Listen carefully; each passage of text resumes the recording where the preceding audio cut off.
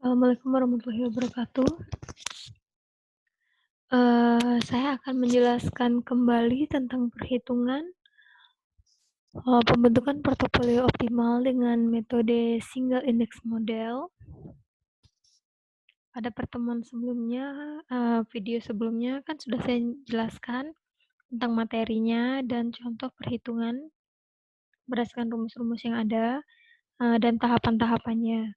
Nah, pada video kali ini saya hanya memfokuskan pada perhitungannya.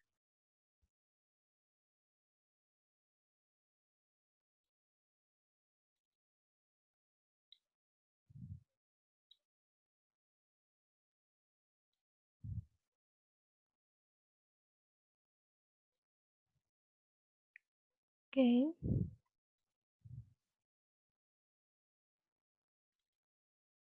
Ini adalah contoh data dari 15 perusahaan. Kode sahamnya saya beri kode A sampai O. Di sini sudah ada return ekspektasi sekuritas. Di sini sudah ada beta. Ini varian error sekuritas dan excess return to beta ERB. Nah, pada video sebelumnya kan untuk menghitung ERB-nya dijelaskan pada materi yang sudah saya berikan dan pada video sebelumnya. Di sini contohnya perusahaannya ada 15, ini ada perhitungan datanya sudah disajikan. Diketahui return bebas risikonya bernilai 10 dan varian market bernilai 10 juga. Oke. Pertama, kita urutkan dulu nilai ERB-nya dari yang tertinggi hingga terendah. Silakan baca kembali materi pada PowerPoint-nya, tahapan-tahapannya. Setelah dihitung sampai dengan varian error sekuritas, kemudian menghitung nilai ERB. Nah, untuk menghitung nilai ERB ini, saya ulangi lagi, yaitu return ekspektasi dikurang dengan return bebas resiko dibagi dengan beta.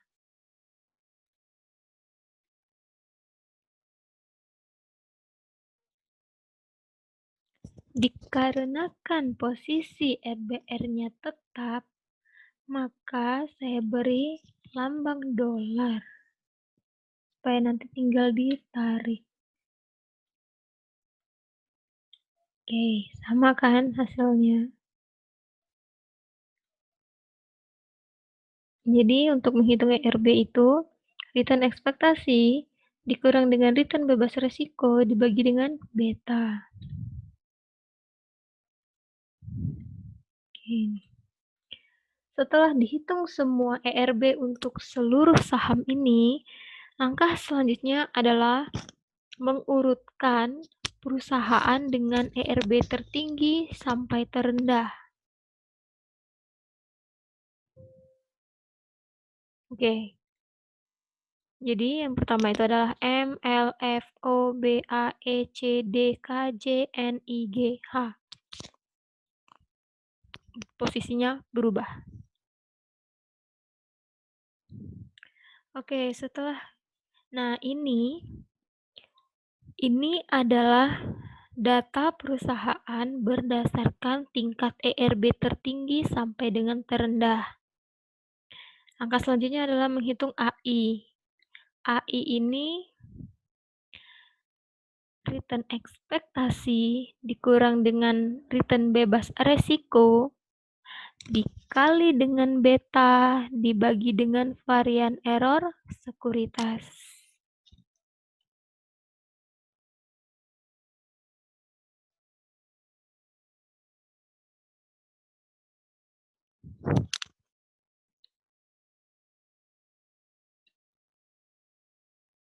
Oke. Saya ulang ya. Untuk menghitung AI, itu return ekspektasi dikurang dengan return bebas resiko dikali dengan beta dibagi dengan varian error sekuritas. Nih,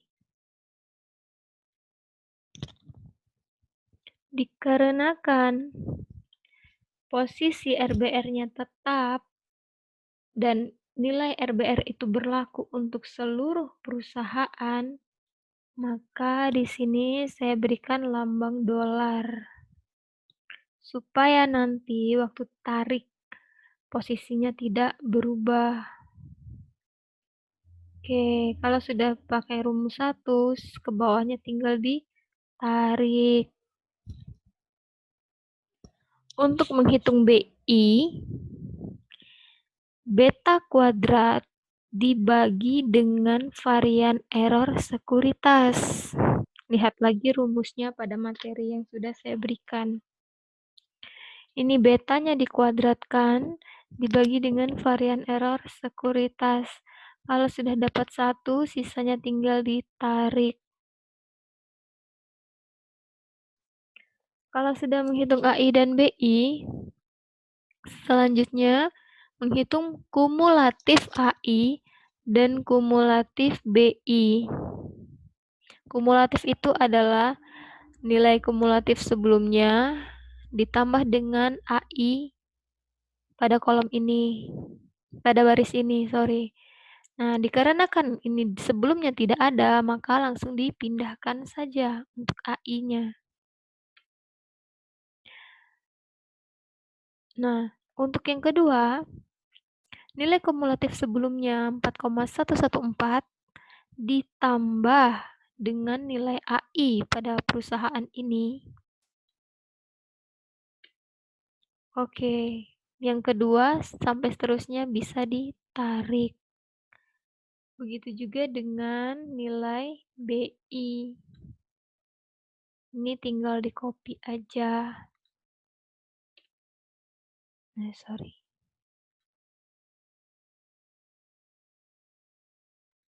Formula. Sudah. Atau saya jelaskan. Untuk kumulatif BI yang pertama, kita langsung salin saja. Untuk yang kedua, kumulatif sebelumnya ditambah dengan BI saham ini. Sisanya tinggal ditarik. Oke. Setelah itu menghitung CI. CI ini nilai varian market dikali dengan kumulatif AI dibagi 1 ditambah varian market dikali dengan BI. Jadi dikali dulu varian market dengan kumulatif AI-nya. Kemudian dibagi 1 ditambah dikali dulu. Varian market dikali BI dulu, kumulatif BI dulu, dapat hasilnya baru ditambah 1. Oke. Inilah hasilnya, kemudian tinggal ditarik. Dapat CI. Selanjutnya, kita menentukan nilai cut-off point. Cut-off point itu di mana nilai ERB-nya harus lebih tinggi daripada CI. Kita bandingkan dulu ERB dengan CI. Untuk saham pertama, ERB-nya 10, CI-nya 8, masih oke. Yang kedua, ini oke. Yang kedua, ERB-nya 8,67, sedangkan CI 8,3, masih lebih besar, berarti oke. Yang ketiga, ERB-nya 8,5, CI-nya 8,3, masih lebih besar ERB. Oke. Saham yang keempat, ini 8,33, sedangkan di sini 8,36. Nah, perusahaan yang keempat ini yaitu perusahaan O, nilai ERB-nya sudah lebih rendah daripada nilai CI. Maka cut off point-nya berada pada perusahaan F.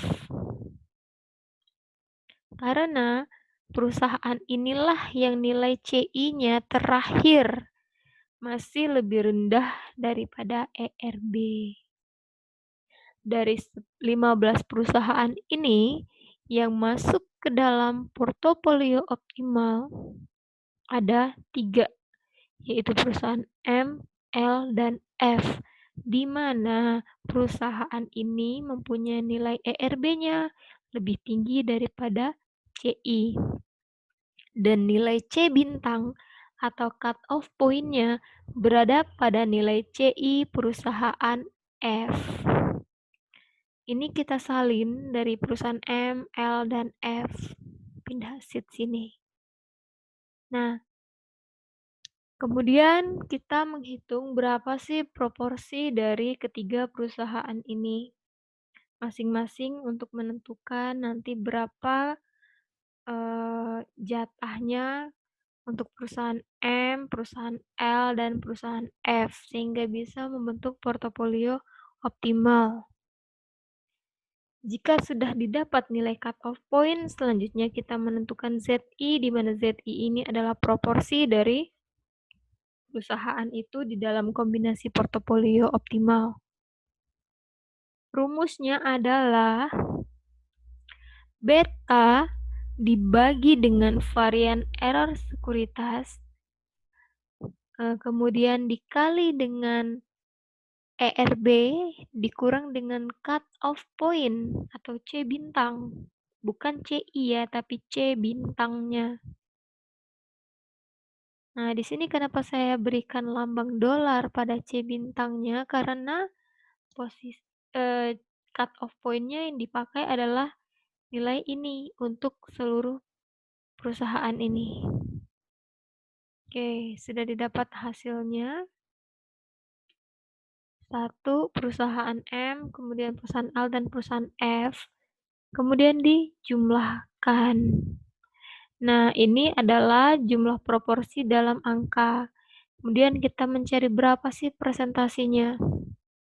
Persentasinya gampang.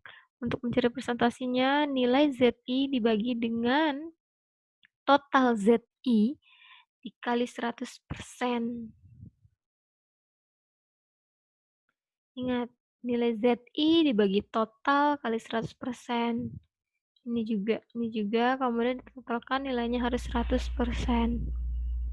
Jadi, dari ketiga perusahaan ini, yang mendominasi komponen portofolio optimal adalah perusahaan M. Jadi, nanti jika kalian punya dana sebesar 100 juta, ingin berinvestasi pada 3 perusahaan ini, perbanyaklah porsinya pada perusahaan M, yaitu sebesar 83 juta. Kemudian 12.500.000-nya bisa pada perusahaan L dan sisanya pada perusahaan F. Nah, inilah penjelasan singkat tentang metode single index model dalam pembentukan portofolio optimal. Silakan dibaca kembali materinya, dilihat contoh soalnya, dan dibaca juga buku teori analisis teori portofolio dan analisis investasi karangan Jogianto Hartono. Untuk memperlancar kalian dalam memahami materi ini, kalian juga bisa melakukan perhitungan ulang sehingga bisa diketahui dan bisa dipahami angka-angka ini didapat dari mana. Oke, sekian penjelasan singkatnya untuk contoh kedua pada metode SIM ini. Semoga bisa lebih dipahami. Sekian penjelasan dari saya. Assalamualaikum warahmatullahi wabarakatuh.